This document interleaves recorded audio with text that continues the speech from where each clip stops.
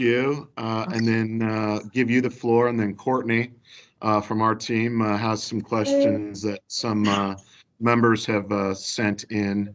And for those who have sent some other questions in, we'll get answers back to you from our NFIB team. So I don't think the senator needs any introduction. I mean, she is a true champion of small business.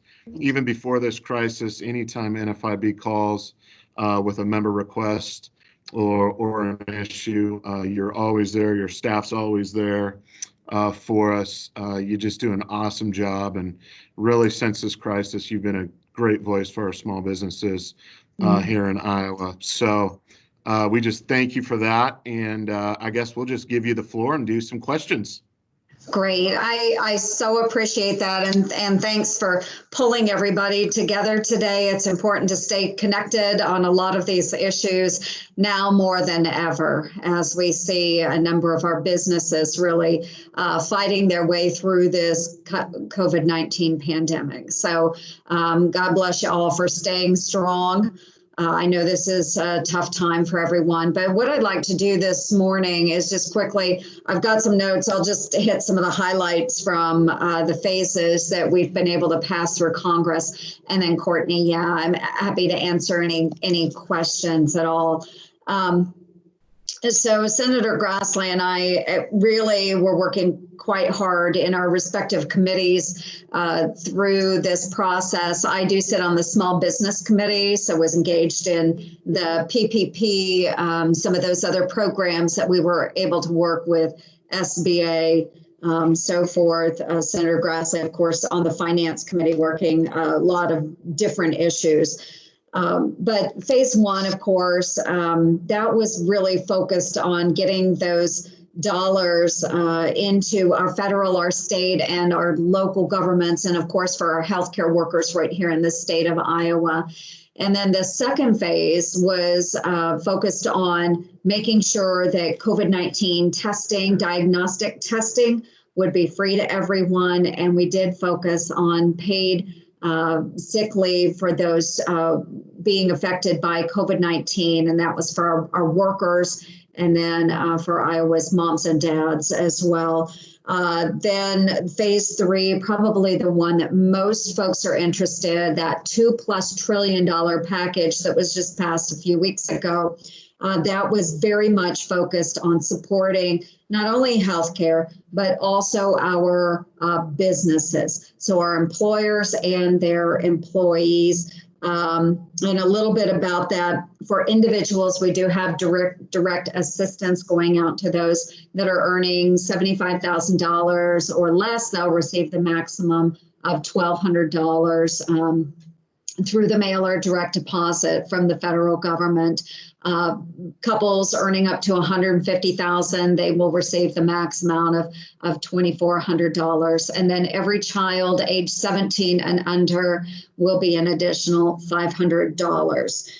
For small businesses and nonprofits, again, something that I worked heavily on, there was the Paycheck Protection Program. That's a nearly $350 billion pot of money for a loan program utilizing our local lenders. And I know you probably have some questions about that. We're trying to get those dollars out the door as quickly as possible.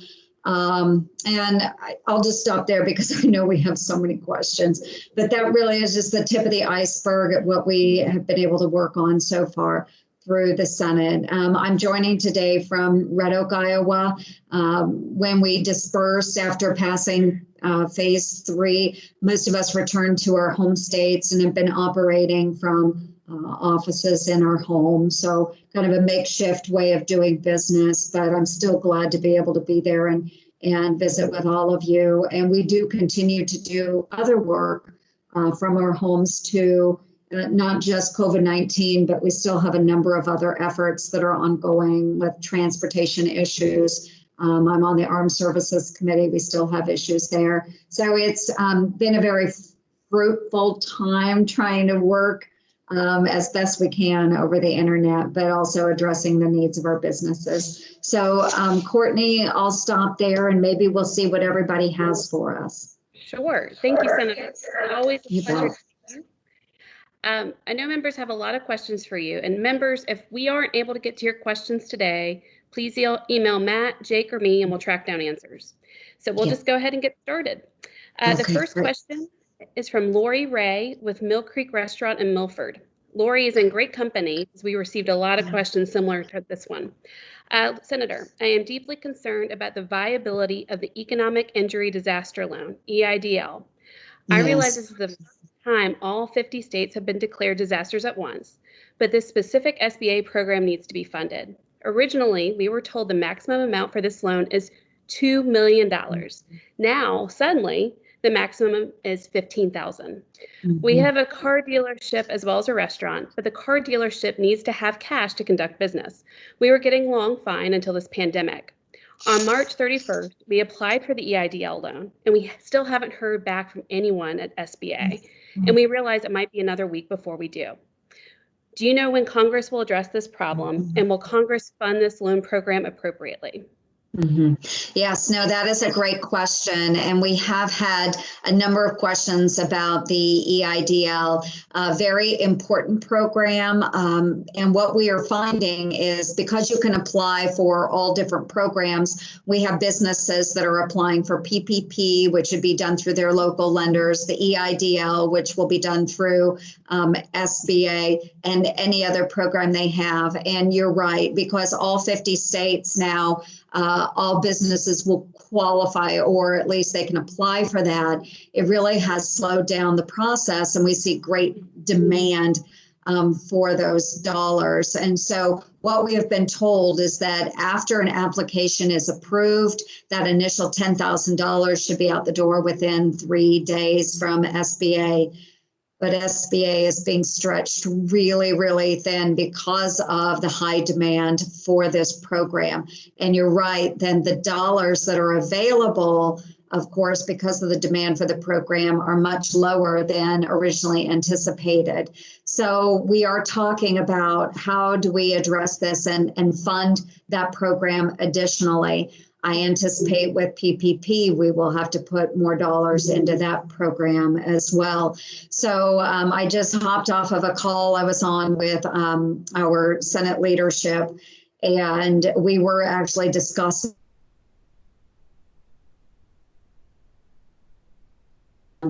So I do think we need to provide more funding, and I would anticipate that that will be one of our next steps as Congress. That's terrific to hear. And that's a good segue to the question about the payroll protection program. Okay. Catherine with Weingard Company in Burlington, she writes, many are concerned with the 8-week window, that it's just too narrow. Further, many are concerned if they will receive forgiveness, the business owner needs to spend 75% of the loan amount on payroll cost and must keep their employee headcount. Due to the uncertainty of when the economy will reopen, we have heard from Catherine and many other Iowans that this loan structure might not be the best. Right now, we know, I'll let you go. Go ahead, Courtney. Okay. Well, yes. And I am hearing those same issues too, with a number of the different calls I've been on all across Iowa, hearing from many different types of businesses about PPP. And there have been some issues there. And the 75% threshold for payroll, that was not necessarily the original intent of Congress. Again, because of the high demand for the program and the fact that it is actually a paycheck protection program, the Secretary Mnuchin, wanted to make sure that those funds were actually being used for paychecks or for payroll. So they did put in that 75% threshold. There is that 8-week window, as you mentioned. And so, I've pressed the Secretary directly on both of those issues. I had a one-on-one call with him. It was late last week. And so what we would like to do is see a little more flexibility within that formula, and as well, maybe lengthening that 8-week period because of the uncertainty right now. We just don't know when we'll get the economy fully up and engaged. So your point's well taken, and we are hearing that from a number of different employers. Terrific. Thank you. Senator Ernst, it appears the goals of the PPP loan and the enhanced unemployment insurance run counter to one another. Scott Terensky with Heartland in Des Moines is concerned some employees may choose to claim unemployment rather than continue to work. However, as a small business owner with an interest in the PPP loan, I won't be able to maintain payroll as UI is more attractive to my employees. And of course, if I don't maintain payroll, my loan is ineligible for forgiveness. Did Congress consider these interactions between these two programs?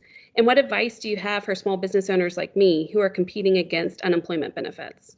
Yeah, absolutely. And we did take that into consideration. And so we actually ran an amendment on the floor of the Senate trying to push back against this, because what we are finding is that the proposal that came in front of us would actually pay people more than they were working on their jobs. And so we ran an amendment. I supported that. That would make it so that those employees were not making more than they would if they were employed on their jobs. There has had to be some clarification as well, because there are some employees, and the media was promoting this as well, that if you just quit your job, you would qualify for this unemployment. And you know that you have to be let go to qualify for unemployment. However, there are a number of businesses that did let employees go because they just didn't know what programs would be available. They were already being hurt. And so those employees that were actually let go have now applied for UI. They are quite comfortable on UI. And the call that I was just on, Shelley Moore Capito, Senator from West Virginia, she stated her employers are now having a very, very hard time bringing employees back because of the unemployment insurance issue.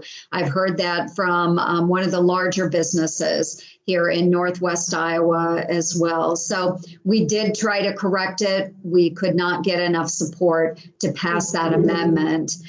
So unfortunately, there are some corrections that need to be made, but even trying to go back and readdress this, I'm afraid that, you know, our colleagues over the across the aisle, they didn't support our amendment. I don't know that they will support corrections to that problem when we return to Congress. We will keep pushing that issue because we need people to go back to work. If we want to open our economy, we've got to get these people back to work. So thank you for that. We're aware. Yeah, and Senator Ernst, that was actually an NFIB key vote. So we really appreciate your vote. Good. Thank you. And we were watching that closely, so we very much appreciate that. And yeah, thank you. Absolutely. We know that you've been in contact with the administration, and there's different avenues with relaxing tariffs or other tools that they may have to help small businesses. Since Congress is dicey when they can come back, do you know if there's any actions the administration will take to help small businesses? Well, and I do think that this is a good tool for us. It is a tool that the president has used, putting those tariffs on other goods coming from other countries. I understand that, don't always agree with that. I did have a personal conversation with the president the other night and talked to him about relaxing some of those 232 tariffs, other mechanisms we could utilize, just even temporary, 90 days, just to give some relief, allow our goods to move a little quicker and more cost effectively into other countries. You know, he didn't say yes or no. He said he would consider it. For the ag sector, I did speak with Secretary Perdue about it as well. And I know that there are a number of people working within the administration. I've visited with Larry Kudlow about this, that would like to see some sort of action on tariffs, easing of that. And again, even just if it's temporary, it would very much help our businesses.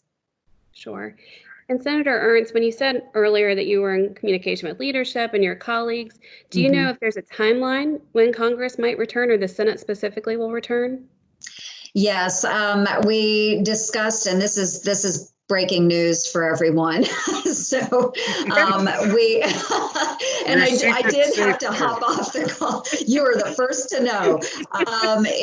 It does sound like that the date to go back, we're planning on mirroring the House. The House will be returning on May 4th, and the Supreme Court will go back into session on May 4th. So the Senate believe because they are doing that, we would wait until May 4th. Now, we still do have some issues that are hanging out there, like funding of PPP and some of these other programs. And if we can't get to a point of unanimous consent, we feel like it needs to be done much sooner than that. I imagine that leadership would try to bring us back, but understanding if the House is not in session, there's probably not a lot that we could get done in the meantime unless Speaker Pelosi decided to bring her folks back earlier. So with all of those considerations, it's looking like it will be May 4th.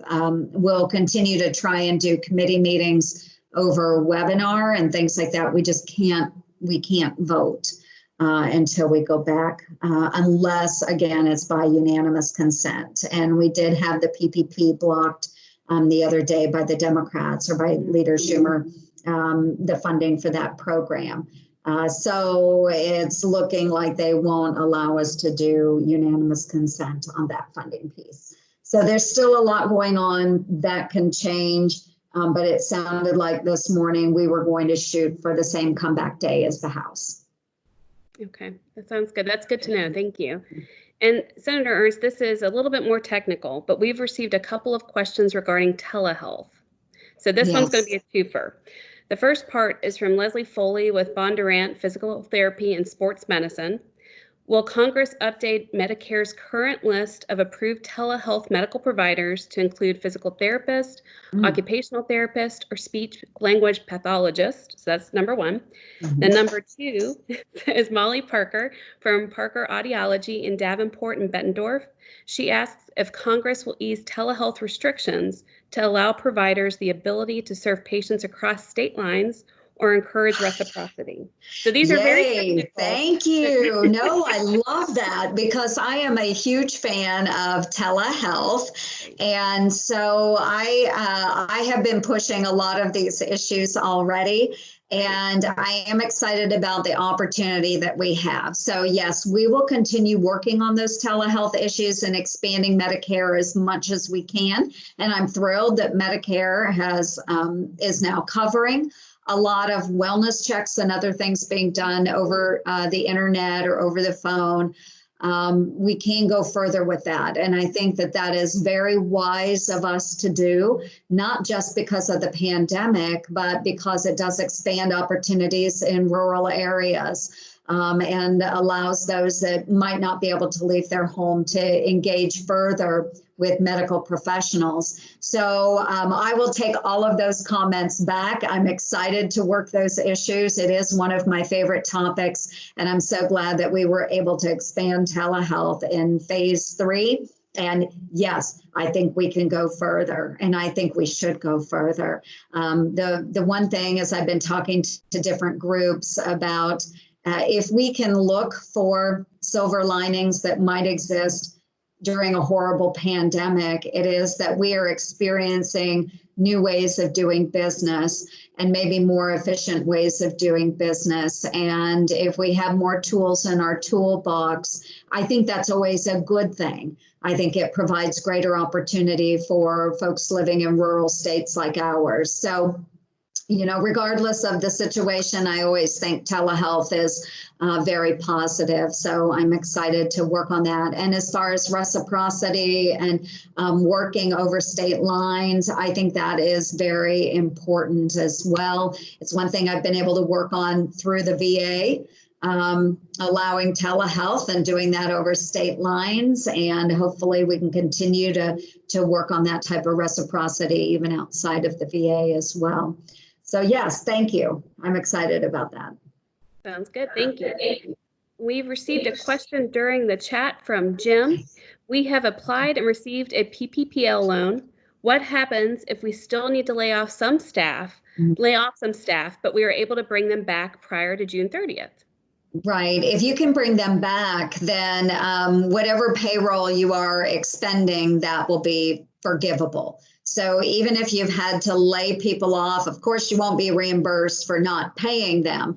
But once you are able to bring them back on, then you can start reimbursing that payroll. And as I said before, that 8-week window may have to be extended. So we'll continue to work on that particular issue as well. That sounds great. And we have another question here from Kari.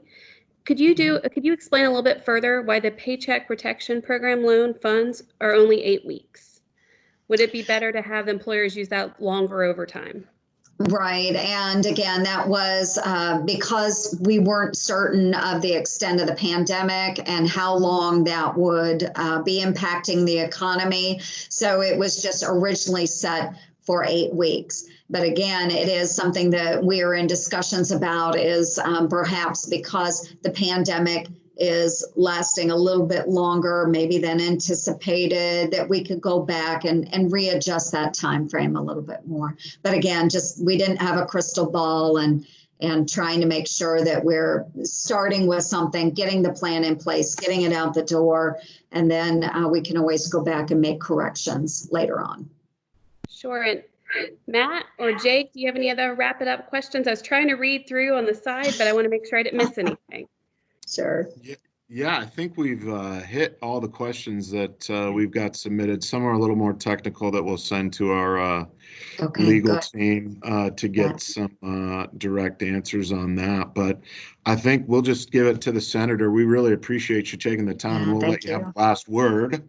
I know you guys are working hard. You want to get back there. You want to get more funds for our small businesses. And obviously there's some political hoops that you have to jump through, unfortunately, to some of that money. But we'll just, as always, we're very appreciative of your time, and we'll give you the final word. Well, thank you again so much. And I'm glad to be on with you this morning, and we will keep working these issues. As I said, we continue to have committee meetings, leadership meetings, continually engaging, not only with my own Republican conference, but also others across the aisle. Just yesterday, Maggie Hassan and I were discussing some plans for a different program, and there's just a lot of collaboration going on right now. And so I am thankful to have, of course, Senator Grassley right there, leading some of those charges as well, and being able to work with him, but then being able to work in my own committee as well on things like the PPP and the EIDL loan and things like that. So just stay strong. I would encourage you that if you do have those very technical or specific questions, shoot them to us. Let us know how we can help. We are engaging every day with the SBA, with the Secretary Mnuchin and the folks at the Treasury.